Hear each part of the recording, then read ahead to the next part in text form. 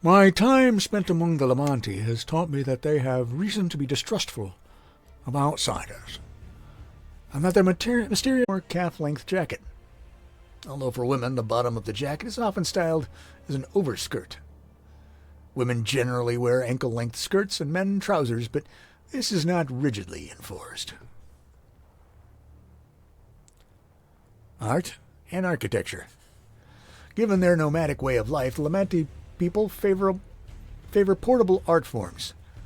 Architecture is confined to the building of traveling wagons and temporary structures, although there is much competition when setting up a fair as to who can make their tent look the most like a permanent structure. Surprisingly, given the need for specialized equipment that is not necessarily easy to transport, glass and metalwork are traditional arts for Lemanti. They are famed for the intricacy of their etched glass and the delicate filigree of the jewelry and silverware. Common myths and legends. The Lemanti tends towards secrets, and the earliest parts of their history are primarily passed down through traditional tale and song cycles, which are in their native language. What follows is one such story, translated and summarized by Dr. John Alexander, an anthropologist who made it his life's work to study the Lemanti. Once, a very long time ago, before men learned to work iron into weapons, there was a small island on the northwestern edge of a cluster of islands. The land was fertile, and the island was filled with life, for there was a wellspring of mystical energy that flowed from a lake in the center of the isle. The people of the island were skilled in working with that energy, and it imbued itself in everything they did. That island was called Mantia, after the goddess Monte, who guided the people living there, so they did not abuse the energy and understood how their actions would affect the balance when their soul was weighed before its entrance to the next life. A great empire began to grow on the land to the east of the island cluster. A great king named Arturo, about whom many stories have been told, and are still told to this day, united the cluster of islands in order to defend against this empire. Now, Mantia was hard to find, set off from the other islands far enough that it could just be seen on the clearest of days, and the seas around it were treacherous. Thus, Mantia had little contact with the other islands, and even less with the mainland. However, King Arturo knew about Mantia, because one of his teachers when he was a child had been from Mantia, a powerful mage who was also one of his advisors. Arturo also knew that the Aetna Empire, founded by a powerful mage, used magic both to conquer and to rule the lands they conquered. King Arturo led an expedition to Mantia and spoke with the priests and priestesses of Mante, and asked for their assistance in protecting all the islands against the Aetan Empire and any other magical threats. The high priestess of that age consulted with our goddess and agreed to protect the islands on the condition that those born gifted with magic on other islands be sent to Mantia in order to train them in the responsible use of their powers. This agreement stayed in place for many generations, and Mantia flourished, becoming a haven of refuge for magical practitioners and a center of learning and scholarship. Even for those blessed with keen intellect, but no ability to use or sense the energies of life directly. However, the Aetan Empire continued to grow more powerful, conquering all the lands from the northern ice fields to the southern deserts too hot and dry for any life to flourish, and from the mountain ranges to the east too treacherous to lead an army through to the western coast. All that could be considered had been, with the exception of the islands to the west. All that could be conquered had been, with the exception of the islands to the west. With nothing else left to conquer, the Aetan Empire turned its attention fully to the western isles. The Emperor and his advisors knew it would not be an easy battle, or one quickly won. They planned a campaign that would take several generations to bear fruit, and outwardly pretended towards a desire for peace. Their first moves were to learn all they could of the Western Isles, both overtly through diplomatic means and covertly. Through the knowledge gained this way, the Emperor determined that to defeat the Isles, he must destroy the Lemanti, for they were the source of the magics and scholarship that had allowed the Isles to defend themselves so successfully time and time again.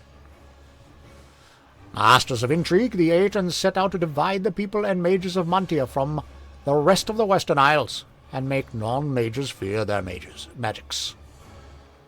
They carefully spread rumors, vilifying the faith of the Lemanti, saying that their goddess demanded terrible, dark prices from them in return for their ability to work magic. The rumors claimed that the Lemanti's magic always had a hidden cost that outweighed the benefit. Over time, the rumors spread, and people began to believe them. Eventually, even the High King of the Island Nations came to believe the rumors, and banished the Lemanti to their own island, and executed any Lemanti-trained mages that were found in his lands thereafter. Not long after, the Aeton Empire moved in, offering to protect the island nations from the Lemanti. When the Empire's control of the other islands was secure, they began an all-out attack on Mantia. The Lemanti had strong magic, but their numbers were against them. They desperately sought a way to preserve their people, and the High Priestess of Mantia offered a solution, but one that would come at a high cost. The Lemanti cast a powerful spell that removed the ability of every living person in the Aeton Empire to sense or use magic, and bound the power of their descendants so that they would only be able to sense or use magical energy if someone who already could released the binding. For the Aeton Empire, the effect was devastating. Their civilization depended on magic. Their technology would not function without it, and they had no means of long-distance communication, save magical means. They suddenly had much more pressing concerns than taking over Mantia. In fact, within a decade, the Aeton Empire had fallen, and another era of warring city-states had begun. However, such things always come at a price. Casting such a powerful spell drained the energy of the Isle of Mantia to the point that it could no longer support life. Not even grass would grow there after the spell was cast, and the Lemanti's magics, though powerful, could not replenish the lost energy. They had saved the lives of our people, but at the cost of our homeland. And that, young ones, is why we do not stay in one place as others do. We hope for and await the day when Mante tells us that Mantia's mystical well has refilled, and we may return home. But that must wait until the descendants of Aetons have grown responsible enough to have their magic returned. Until then, we guide and assist those who seek us out, but we keep our true nature hidden from those who would either attempt to use or destroy us. Perhaps you will see our return home someday, but for right now, I think I hear the dinner bell. Naming traditions. Family and clan names. The last names shared with outsiders are inherited from their fathers and generally reflect the cultures of the various lands the Lemanti passed through in their wandering. Examples of common Lemanti legal last names: Benson, Alexander, Smith, Woodville, Loxley. Lemanti's clan, however, is inherited from their mother.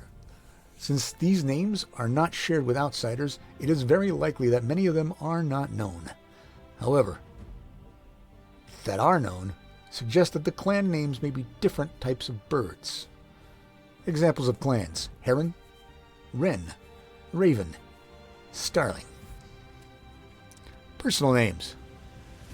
Feminine names. The last vowel of a feminine name is always E, although it may be followed by a consonant. Emily, Francine, Christy, Sandy, Christine. The last vowel in a masculine name is always O, although it may be followed by a consonant. Emilio, Francisco, Alberto, Sandos, Franco. Ungendered names. Lemanti make a distinction between names that can be used by any gender and names that indicate that a person prefers not to be gendered. A name whose last vowel is A indicates that the person prefers not to be gendered.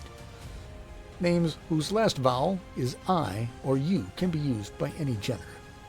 Examples of non-gendered names: Sandra, Alberta, Amelia, Franca, Francisca. Examples of any gendered names: Cindy, Chris, Bruce, Harry, Marcus. Other names. Certain titles are mistaken for names by outsiders. For example, in every camp there is a Madame Zuralova. To outsiders, this appears to be the name or stage name of the fortune teller in Lemanti fairs. The true meaning and use of this title is much more complex.